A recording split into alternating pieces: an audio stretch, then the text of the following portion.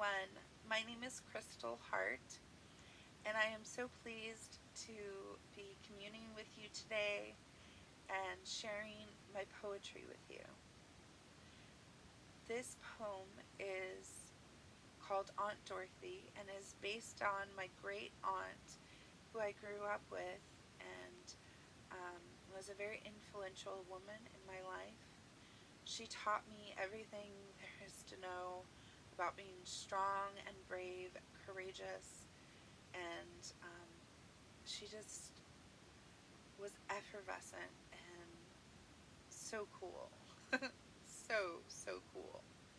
So, this is dedicated to the memory of all of our lost loved ones who were just amazing and influential upon us and who are still close to our hearts to this day. This poem, like I said, is called Aunt Dorothy. It's by Crystal Hart Moi and was written a couple years ago. I just stumbled upon it today. I'll begin reading now.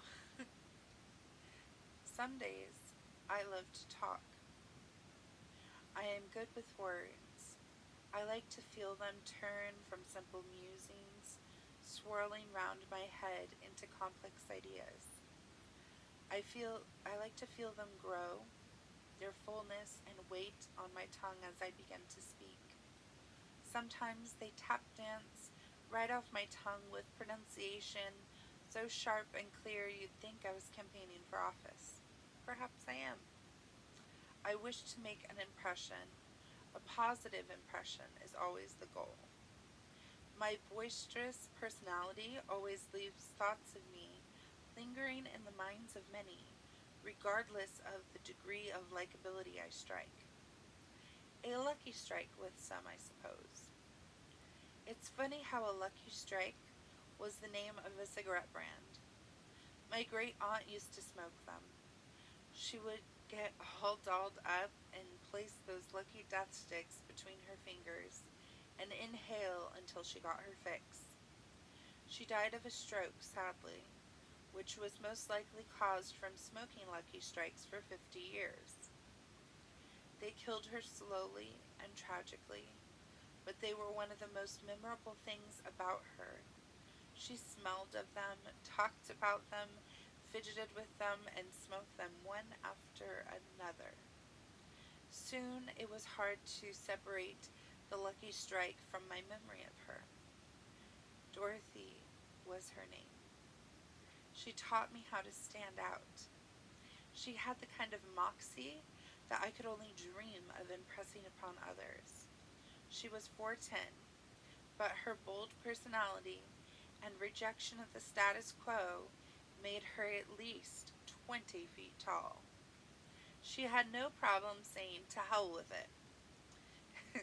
She packed up next to nothing to follow a dream from Minnesota out west by herself when her two vibrant daughters were grown and her abusive alcoholic husband became too much to deal with.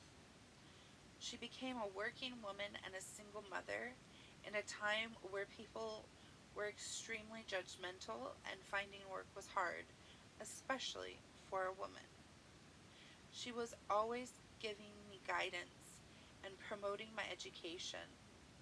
I used to listen to stories of her struggle with admiration and a great amount of respect.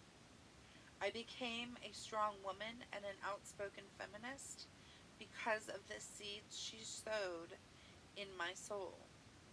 Now I miss her so very much. Our favorite game was Scrabble. We battled for Scrabble victory, and I learned so much both about the English language and my dear Aunt Dorothy in the process. She taught me how to be sure of myself, use my words to communicate effectively, and leave a lasting impression. By looking to Dorothy for guidance, I learned to walk in strength, beauty, and grace. Her spirit is with Jesus now. I like to picture her sitting down to dinner with Christ and making her brown sugar pot roast topped with bacon. Well, the good Lord turns her water into wine. Everyone loves her pot roast, and she liked her wine. I remember the laughter we shared when I became a tofurkey eating vegetarian.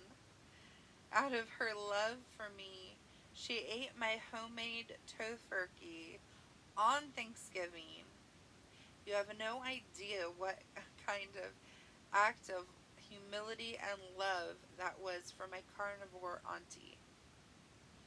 Her heart shined above the rest. I miss her dearly and try to emulate her in my speech and actions. I like to think she's proud of me. I like to think that she would enjoy listening to my poetry. I like to think that she would love the sapphire blue color of my hair and appreciate how I live to abolish the status quo and love to take up life on its stairs, even if I am frequently surrounded by unrelenting stares. I dare to dream. I dare to fight for social justice. I dare to live my life as a rainbow unicorn and let the haters hate until they are blue in the face. I know I'm fabulous and I keep up with my own pace. Now is the time to love, live, and laugh. I will continue to run with the unicorns and make an impression.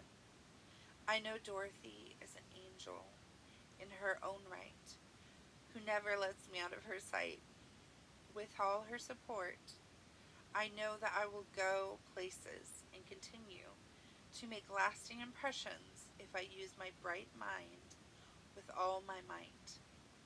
Continuing her legacy of love and brilliance is my goal. I just need to draw upon the words that make this soul beautiful. Thank you all for joining me today, listening to this video, and just embracing and marinating in the memory of my Auntie Dorothy, who was quite a woman. Thank you so much and have a good day. Blessings. Bye-bye.